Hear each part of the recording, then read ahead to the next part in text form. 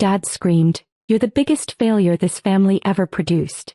Mom snapped, "We should have left you at the hospital."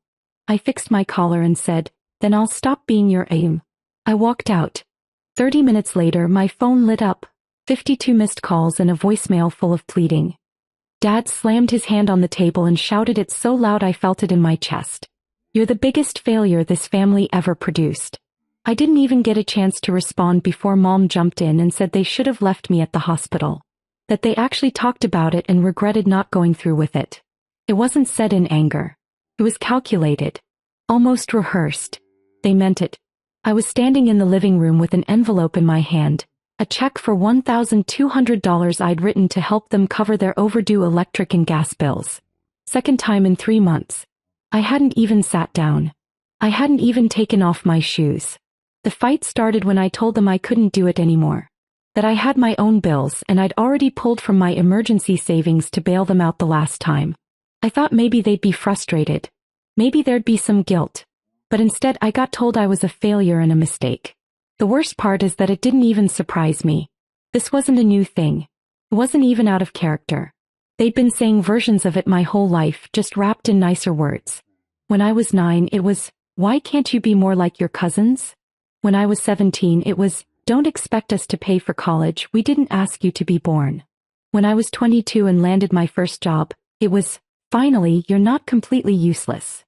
It was always layered with fake laughs and "we're just joking," but it chipped away at me over the years like water on stone. I slid the check back into my bag. I didn't scream. I didn't cry. I didn't say some dramatic final line. I just told them one thing before I walked out. "Then I'll stop being your aim." I didn't even slam the door. Just got in my car and drove off. My hands were shaking the whole way home, but it wasn't from sadness. It was like I'd just woken up from a long, strange dream where I'd convinced myself these people were family. I made it back to my apartment, sat in the car for a bit with the engine running. My phone was still on silent from earlier, but I noticed the screen was glowing. 52 missed calls. Then a voicemail. I didn't want to hear it, but I listened anyway. It was Mom. She sounded panicked. Kept saying they didn't mean it. That they were stressed. That I was being sensitive. That it was just a bad joke. I could hear Dad in the background saying something I couldn't quite make out. I didn't care anymore. They'd said what they'd always wanted to say.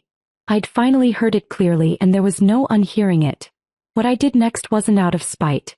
I opened my banking app and canceled the auto transfer I'd set up for them last year. They wouldn't notice right away, but they'd feel it soon enough. I also canceled the card I let them use, just for groceries. That was their favorite lie.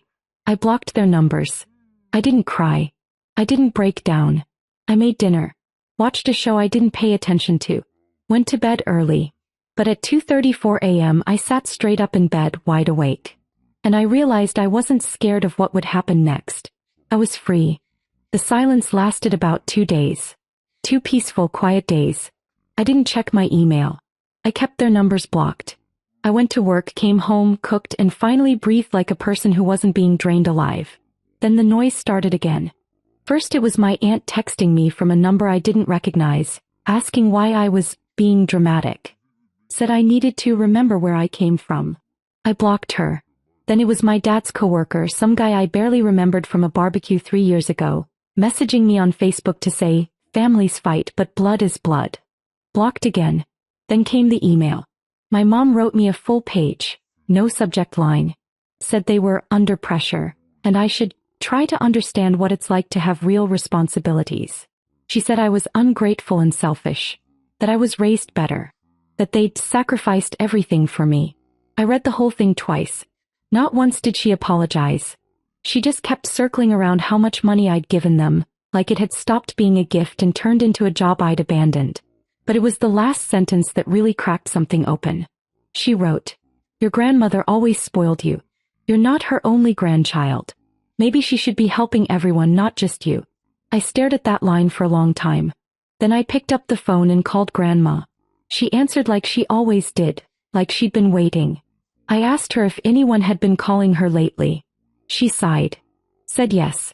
Said my mom had asked her for a loan, and when she hesitated, Mom told her that if she wouldn't help her own daughter, she could forget about seeing me anymore.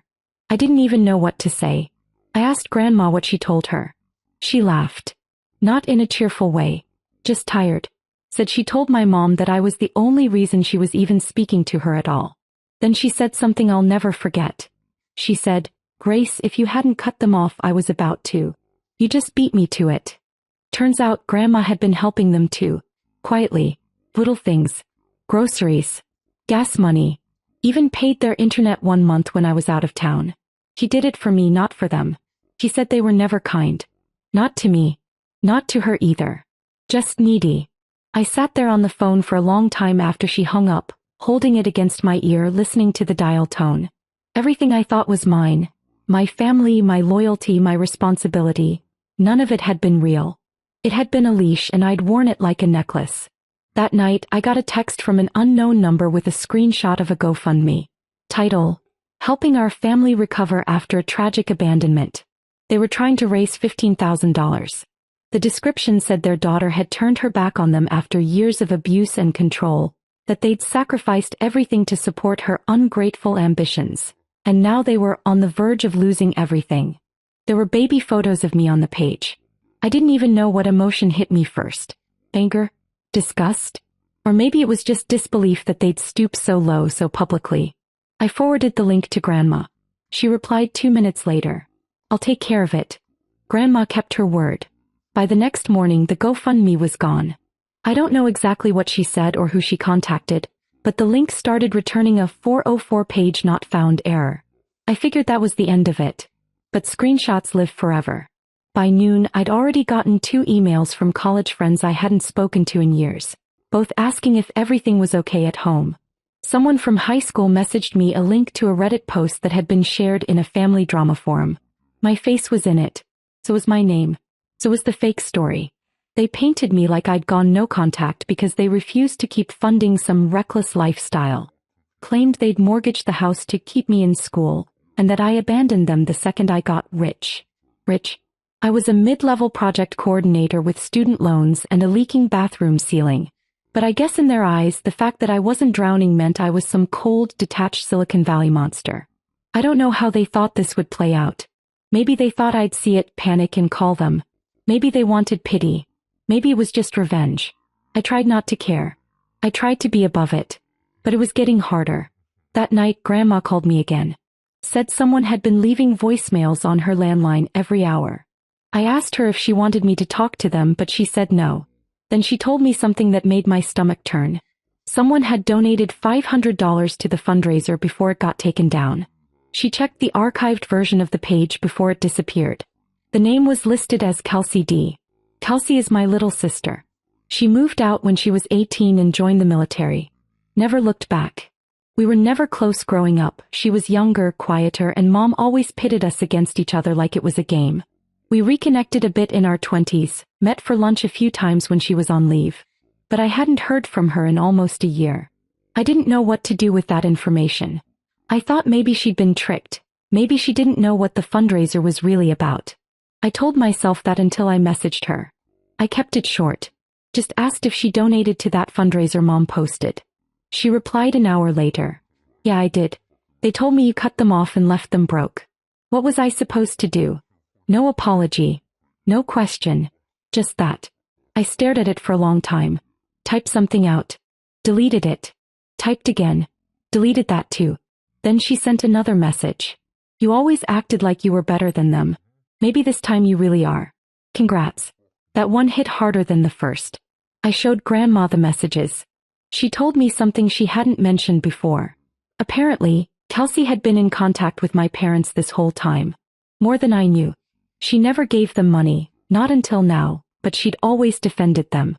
Always found a way to make excuses. Grandma told me not to waste time trying to fix it. Said some people choose their side and stay there no matter what they see. But the truth is, I wasn't angry at Kelsey. I was just tired.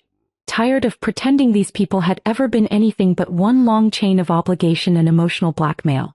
It's one thing to be hurt. It's another thing to know they'll use your hurt as a story to sell to strangers online. I decided to take time off work. Just a few days. I told my boss I needed space from everything. He didn't ask questions. Grandma offered to let me stay at her place for a while. Said we could sit on the porch, drink bad coffee, and not talk about anything if that's what I needed. I packed a bag that night, left my phone charging in the kitchen and crawled into bed. At 3:12 a.m. I woke up to a banging sound. Someone was at my front door. I froze. My heart jumped into my throat. Then I heard a voice. My father. Calling my name. I stayed frozen for a few seconds trying to figure out if I was dreaming. I wasn't. I heard it again. A knock louder this time. Then his voice. Grace, open the door. He didn't sound angry. He didn't sound apologetic either. He just sounded tired. I slipped out of bed and stood in the hallway staring at the door like it was going to break open. I didn't move. Didn't say a word. He knocked again. For sharp knocks like he was trying to remind me who he used to be in that house. Then came the one sentence that made my hands curl into fists. You don't get to cut us off and hide. We need to need. That was always the word with them. Always wrapped in some variation of help us, pay this, fix that. Never want talk. Never sorry. Just need. I stood still and waited. 5 minutes passed. Then 10. Finally I heard footsteps. But not away from the door. Around the side of the building. I moved to the window by the kitchen and peeked through the blinds. There he was standing near the edge of the porch, phone in hand, pacing. And next to him, Kelsey. She looked different. Skinnier than I remembered, tired. But she was here, arms crossed, jaw set like she was forcing herself to be here. He was talking to her now, not me. She said something and pointed back at the car. He shook his head and handed her the phone. Then she started calling me. My phone lit up on the kitchen counter. 5 calls in a row, one after the other. I didn't answer. Then came a text. Grace, please. He won't leave until you talk to him. I still didn't move. 5 minutes later, another knock. Not as loud this time. I walked up to the door quietly and for whatever reason I said something through it. Just 2 words. Go away. Silence. Then my dad's voice again. You're going to ruin everything over a few harsh words? I almost laughed. I almost opened the door just to ask him what he thought ruined meant. As if everything that came before this had been some healthy, functioning relationship. I didn't say anything else. Eventually I watched them walk back to the car. My dad opened the driver's side, but Kelsey just stood there for a second, facing the house. I saw her look up toward my window. She couldn't see me, I'd already backed into the shadows. Then she got in and they drove off. I stayed up the rest of the night. Packed a few more things. By sunrise I was halfway to Grandma's. She lived 2 hours out in a small town that barely had cell reception and ran on diner coffee and good gossip. When I pulled up she was already waiting on the porch in a bathrobe and sneakers, holding 2 mugs. She didn't ask questions. Just handed me one and said the guest room was made up. I stayed for 4 days. Didn't check my phone once. We didn't talk about my parents or Kelsey. Not at first. It wasn't until the 3rd night while we were watching some awful baking competition on cable, that Grandma turned the volume down and told me something I didn't know I needed to hear. She said she'd been waiting years for me to do what I did. That she'd watched them drain me slowly. That when I was little she used to argue with them about how they treated me, but it always ended with her being shut out. She said she only stayed close because of me. That shook me more than anything. Because all this time I thought I was the only one who noticed. I thought I was the one holding everything together. But Grandma had known. She'd just been waiting for me to see it too. That night I checked my phone again for the first time.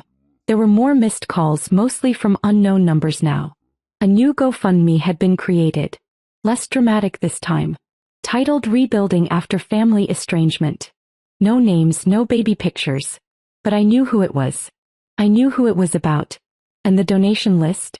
It had started filling up again. This time with names I recognized. My old piano teacher. My ex's mom. A neighbor from my childhood street. All people who thought they knew our family.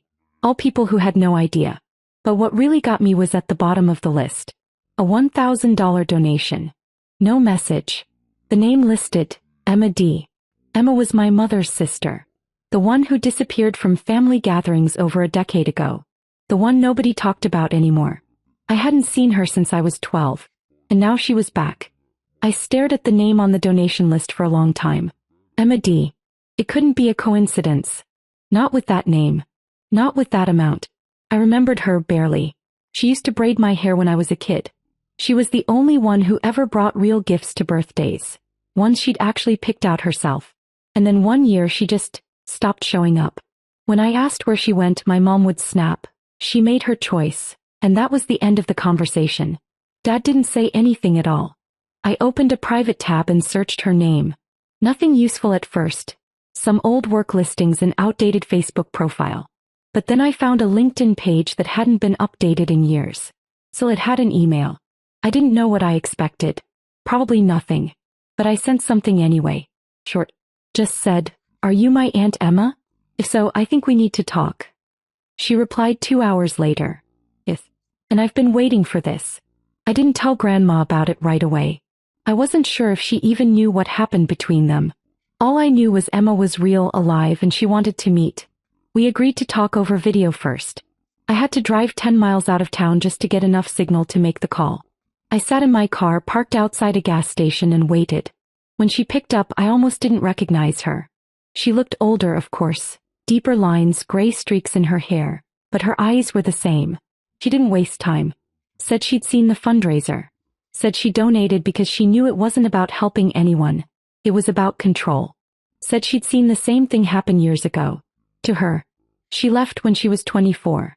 My mom turned the family against her, spun a story that made her sound unstable, dangerous even. Told people she had stolen money from their parents, when really, Emma said she refused to hand over her inheritance to cover Dad's debts. She showed me receipts, emails, scans of old letters, bank statements, even a voicemail she saved from 2006 where my mother accused her of ruining everything. I couldn't stop shaking. Everything she said lined up. The patterns, the guilt trips, the way they acted like I owed them something just for existing.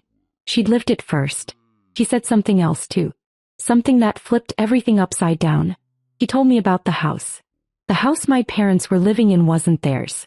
It was Grandma's. Wiggly.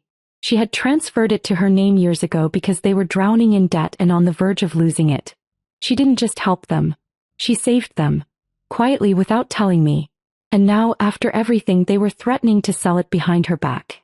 Grandma had suspected something was off when random appraisers started showing up claiming the house was on the market.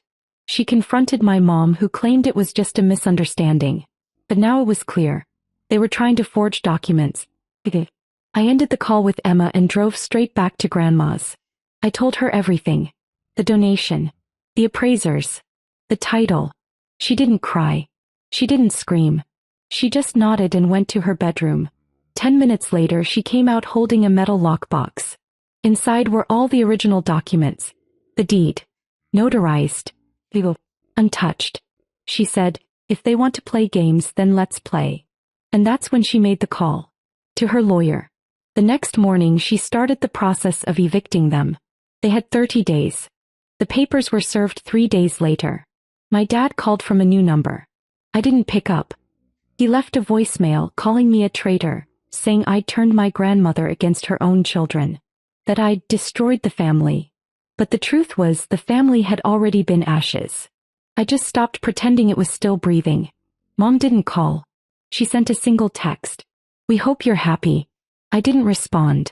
The eviction went through faster than I expected. Turns out, when you've lied to appraisers and faked ownership documents, people stop defending you. They left the house bitter and loud.